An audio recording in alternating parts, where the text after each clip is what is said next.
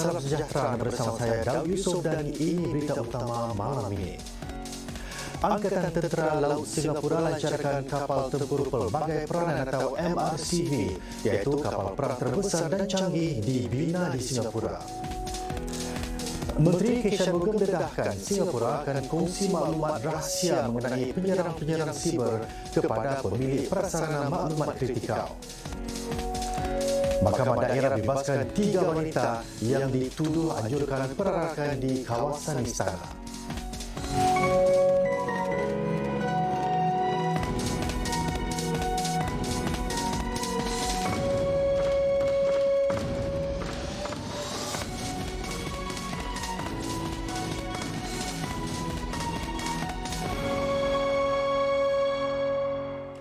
Angkatan Tentera Laut Singapura (ASN) melancarkan kapal tempur baharu yang menurutnya terbesar dan paling canggih dibina di Singapura. Kapal tempur pelbagai peranan atau MRCV itu direka untuk menjadi kapal perang yang cekap namun masih cukup fleksibel untuk digunakan dalam misi-misi lain. Ia juga berfungsi sebagai kapal induk bagi pelbagai operasi laut tanpa pemandu. ASN menyatakan keupayaan sebegini akan meningkatkan lagi kebolehan Singapura melindungi laluan perkapalan serta menyumbang kepada keselamatan serantau. Inilah kapal yang cukup bersejarah bagi Angkatan Tentera Laut Singapura. Ini merupakan kapal tempur MRCV yang pertama daripada 6 kapal serupa. Dinamakan Victory, kapal sepanjang 150 meter ini dibina di Singapura. Seberat 8,000 tan, ia mampu beroperasi pada jarak melebihi 7,000 batu nautika. MRCV ini direka sedemikian rupa untuk berfungsi sebagai kapal induk bagi pelbagai sistem tanpa pemandu, baik dari angkasa, darat maupun laut. Menurut ASN, ini bermakna sebuah kapal tunggal seperti ini mampu menjalankan operasi-operasi yang sebelum ini dilakukan oleh beberapa kapal. Kapal baharu ini juga akan dilengkapi dengan sensor dan senjata canggih serta boleh diubah semula untuk melaksanakan pelbagai jenis misi. She will be modular. She will be able to carry 8 containers in her mission base, and she will be able to be flexibly reconfigured in a very short time to do different types of missions. For example, for humanitarian assistance and disaster relief. We have a small data center on board, and that networks all the sensors and helps us with a software stack to support decision-making systems. And my crew will really have to go into this new realm of cyber defense and making sure that we are AI by design. Menteri Pertahanan Chan Chun Sing berkata, walaupun persekitaran keselamatan global semakin kukuh, apa yang masih belum berubah ialah keperluan mempertahan dan mengukuhkan talian komunikasi strategik merentasi semua ruang. In the past, the role of the Navy was perhaps only to defend our near shores. Today, our strategic lines of communications extend much further. And that is why we will need new capabilities working together as an integrated SAF to defend and secure our sea lines of communications to make sure that no one with ill intent can disrupt our day-to-day living. Kesemua 6 kapal akan siap secara berperingkat-peringkat mulai 2028 bagi menggantikan korvet peluru berpandu RSN yang sudah beroperasi sejak 1989. Singapura akan berkongsi maklumat rahsia mengenai penyerang-penyerang siber kepada para pemilik prasarana maklumat kritikal CII termasuk pembekal air dan elektrik. Demikian Perdana Menteri Penyelaras Keselamatan Nasional Kek Shanmugam semasa berucap di acara Minggu Siber Antarabangsa Singapura 2025. Dia berkata ini merupakan peralihan penting dalam pendekatan pemerintah sedang ia bergerak melewati pelaksanaan pengawal sediaan. Up to now, when it comes to issues of classified intelligence and national security, they have been the exclusive domain of the government and have been kept the exclusive domain of the government. But we have decided that this significant shift is necessary for us to level the playing field between attackers and defenders and help to turn the tide against the threat actors. Beliau menambah Singapura juga sedang berusaha membina keyakinan antarabangsa dalam ruang siber. Ini termasuk meluaskan program siber Singapura UN yang sudah melatih 140 pegawai keselamatan siber dari 97 negara anggota. Ia kini akan meliputi ancaman-ancaman sedang muncul seperti AI dan kuantum serta menjadi tuan rumah perbincangan dalam subjek seperti tingkah laku negara secara bertanggungjawab dalam dunia digital. Importantly, there's got to be a commitment to upholding these rules and norms. We are all going to be worse off if the cyberspace denigrates into the law of the jungle, where might equals right. And we will then see many of the benefits of digitalization being reversed. Mahkamah Daerah hari ini membebaskan 3 wanita daripada tuduhan menganjurkan satu perarakan bagi menunjukkan perpaduan dengan Palestin di sekitar istana. Ini selepas mahkamah mendapati Musamad Sobikun Nahar, Siti Aminah Muhammad Asrori dan Ana Malik Kokila Pawarti tidak tahu tentang laluan yang mereka ambil adalah kawasan larangan di bawah Akta Ketenteraman Awam. Pembebasan 3 wanita warga Singapura iaitu Musamad Sobikun Nahar 26 tahun, Siti Amirah Muhammad Asrori 30 tahun dan Ana Malik Kokila Pawarti 37 tahun disambut dengan sorakan para penyokong mereka. Ketika ditemui di luar mahkamah, Cik Siti Amirah melahirkan rasa syukur terhadap keputusan mahkamah. Kami sangat bersyukur atas verdict hari ini kerana ia tidak disangka, dan kami juga ingin berterima kasih kepada komuniti kami dan juga masyarakat dan semua yang telah memberi sokongan selama ini. Ketiga-tiga wanita itu masing-masing mencabar satu tuduhan di bawah Akta Ketenteraman Awam kerana menganjurkan perarakan untuk menunjukkan perpaduan dengan Palestin antara pukul 2 petang dengan 3 petang pada 2 Februari 2024 di keliling kawasan istana.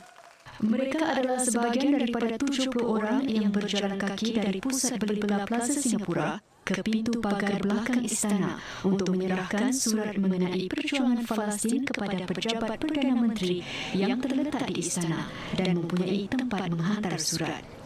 Semasa perbicaraan, pihak pendakwa menegaskan bahawa mereka tidak didakwa kerana menyokong perjuangan Palestin atau menulis atau menghantar surat untuk menyokong perjuangan tersebut. Hakim Daerah John Ng mendapati bahawa pihak pendakwa telah membuktikan unsur pertama tuduhan iaitu perbuatan bersalah, bahawa Cik Sobikun dan Cik Amirah telah menganjurkan perarakan itu dengan Cik Ana Malik membantu pada hari itu sendiri.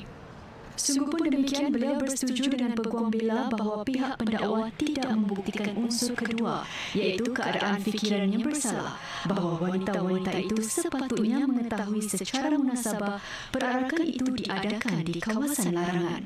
Ini kerana kawasan di luar istana merupakan tempat awam dan tiada papan tanda menunjukkan bahawa ia adalah kawasan larangan. District Judge John Ng has acquitted the 3 women, and the core issue of this decision is that the knowledge element was not proven by the prosecution. What this also means was that the prosecution could not prove beyond a reasonable doubt that the 3 women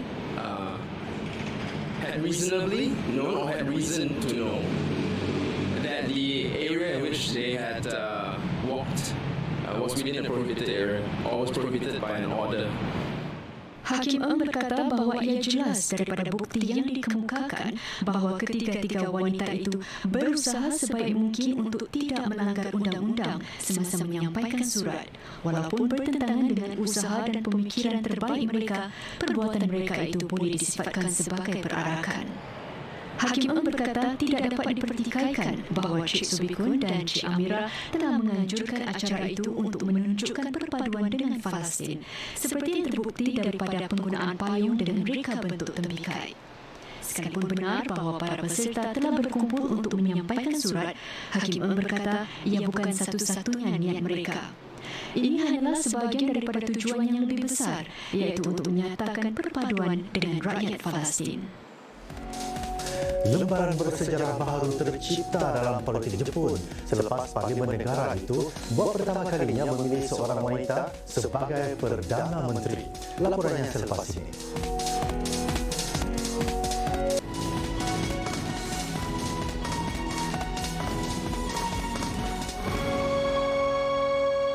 Terima kasih kerana masih lagi bersama kami. Naib Presiden Amerika Syarikat J.D. Vance akan tiba di Israel hari ini dalam usaha Washington mahu memantapkan fasa pertama gencatan senjata Israel-Hamas yang goyah.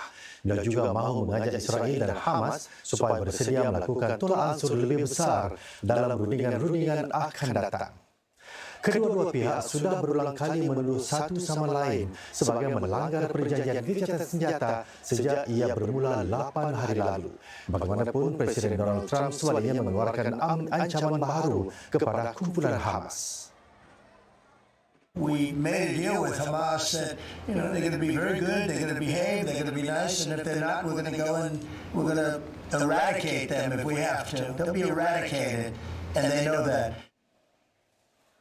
Yang pasti, pelbagai kejadian serang-menyerang sejak beberapa hari lalu mengancam keutuhan gencatan senjata Israel-Hamas itu apabila tentera Israel mengebom puluhan sasaran Hamas di serata carikan Gaza. Ini setelah ia mendakwa Hamas melakukan serangan yang mengorbankan 2 askar Israel di Rafah. Ikutan serangan-serangan Israel ini, lebih 40 orang dilaporkan maut. Hamas sebaliknya menafikan ia terbabit dengan kematian askar Israel itu. Seorang pegawai Hamas malah menuduh Israel sebagai mengadang-adakan cerita sebagai alasan mahu memulakan semula peperangan. We urge all parties to honor all of their commitments to ensure the protection of civilians and avoid any actions that could lead to a renewal of hostilities and undermine humanitarian operations. Perdana Menteri Malaysia Anwar Ibrahim memberi bayangan tentang kemungkinan Presiden Rusia Vladimir Putin menghadiri sidang puncak ASEAN ke-47 di Kuala Lumpur pada hujung minggu ini. Encik Anwar berkata, Encik Putin menyuarakan minat tersebut semasa pertemuan mereka di Beijing bulan lalu. Namun jika pemimpin Rusia itu berhalangan, timbalan Perdana Menteri Alexander Novak dijangka hadir untuk menggantikan tempat beliau. Malaysia selaku pengerusi ASEAN menjadi tuan rumah kepada para pemimpin dunia untuk persidangan selama 3 hari itu bermula Ahad ini. Para undangan termasuk wakil-wakil kesemua 10 anggota blok ASEAN serta rakan-rakan utama termasuk Amerika Syarikat, China, Jepun dan India. Presiden Donald Trump dijangka membuat penampilan pertamanya di sidang puncak itu sejak beliau kembali memimpin Rumah Putih. Bagaimanapun, kehadiran beliau bergantung kepada sama ada ASEAN bersetuju untuk mengadakan acara rasmi perjanjian damai antara Thailand dengan Kemboja dengan syarat Encik Trump memimpin majlis tersebut.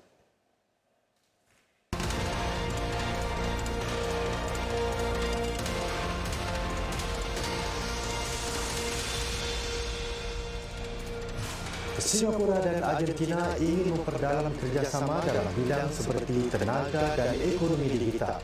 Kemaskinan itu diberikan sebenar rawatan kerja 5 hari Menteri Kanan Lee Hsien Loong ke Buenos Aires. Di Argentina, SME bertemu beberapa pemimpin negara itu termasuk Setiausaha Keuangan Pablo Quirino. Kedua-dua negara meraihkan 50 tahun hubungan diplomatik tahun lalu. Jepun mencatat sejarah politik setelah parlimennya memilih Cik Sanai Takaichi sebagai Perdana Menteri wanita pertama negara itu. Ketua Parti Liberal Demokratik berusia 64 tahun ini mendapat lampu hijau dari kedua-dua Dewan Parlimen, termasuk 237 undi Parlimen Dewan Rendah. Ini lebih banyak berbanding majoriti mudah yang diperlukannya daripada Dewan 465 anggota ini. Cik Takaichi yang mula menjadi anggota parlimen pada tahun 1993 sebelum ini pernah memegang jawatan kabinet dalam portfolio keselamatan ekonomi serta ihwal dalam negeri. Presiden Amerika Syarikat Donald Trump memeterai perjanjian galian penting dengan Perdana Menteri Australia Anthony Albanese yang kini melawat Washington. Perjanjian bernilai $8.5 bilion Amerika itu memberi Amerika akses kepada sumber luas nadi bumi Australia atau rare earth. Pada masa yang sama, langkah tersebut mengatasi sekatan ke atas bahan logam sedemikian yang dikenakan China. Nadir bumi penting untuk aplikasi teknologi tinggi seperti sistem pertahanan selain produk elektronik pengguna seperti teknologi tenaga bersih seperti EV dan turbin angin. Saudara, satu peta hala tuju bagi industri perabot Singapura dilancarkan yang dijangka memberi manfaat kepada lebih 300 syarikat tempatan untuk tempoh 5 tahun mendatang. Rinciannya selepas ini.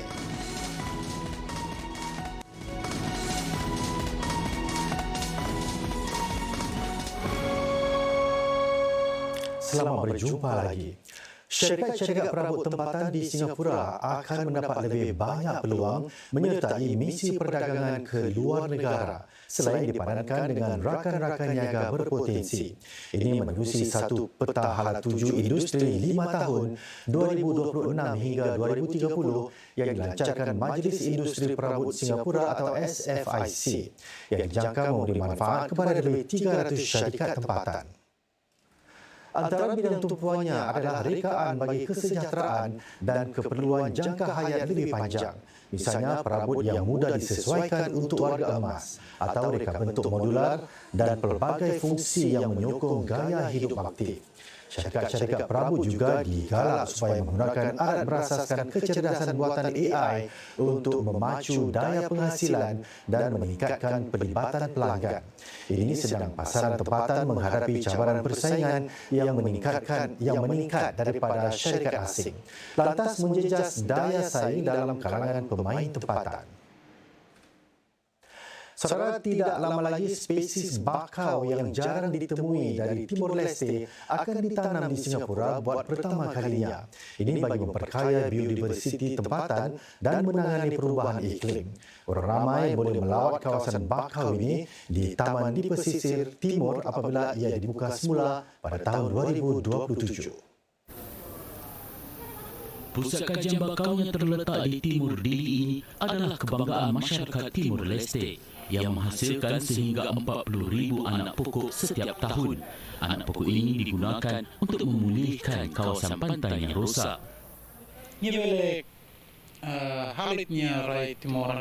Seorang pakar bakau Timor Leste bernama Agustino Mendes Pereira berkata betapa bakau sangat penting kerana dengannya ikan boleh membiak di celah-celah akar bakau dan monyet juga boleh memanfaatkannya.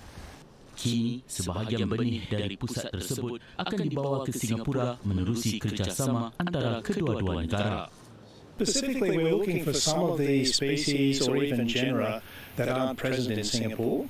One of the species we've seen here is the Pamphus acidula, and it's normally a shrub that grows behind the mangroves or even on beaches or rocky headlands, for example. And in Singapore, it's critically endangered. Pasukannya ingin mewujudkan kawasan berpayah seperti hutan bakau di Taman Pesisir Timur. Ia akan menjadi kawasan kedua seumpamanya. Yang pertama ialah Kingfisher Wetlands di Taman di Pesisiran. Kawasan tersebut terbukti menyerap lebih banyak karbon dari persekitaran berbanding hutan bakau lain di Singapura. Di Timor Leste, masyarakatnya memainkan peranan penting dalam pemulihan bakau. Kumpulan belia dan pelajar turut membantu menanam anak pokok di pantai negara. Usaha-usaha ini membantu mereka memahami kepentingan bakau untuk memelihara alam sekitar. Projek Taman Pesisir Timur akan datang juga melibatkan pelibatan orang ramai secara serupa. We will be involving community in terms of the monitoring as well as managing of the mangrove in the wetland habitat. So that area will also be used as a learning environment for students as well as Singaporeans to come down to learn about the importance of mangroves. Menjelang pembukaannya pada tahun 2027, orang ramai berpeluang membantu menanam bakau dari Timor Leste di Singapura. Sistem pendingin daerah yang terbesar di Singapura kini beroperasi sepenuhnya. Terletak di kemudahan milik syarikat ST Microelectronics di Ang Mo Kio yang dijangka dapat mengurangkan pelepasan karbon yang sama dengan sekitar 110,000 kereta setiap tahun. Ini sekaligus menyumbang kepada matlamat kelestarian Singapura. 9 darjah Celsius suhu yang diperlukan untuk memastikan peralatan dalam bilik ini kekal sejuk dan ini memerlukan banyak tenaga.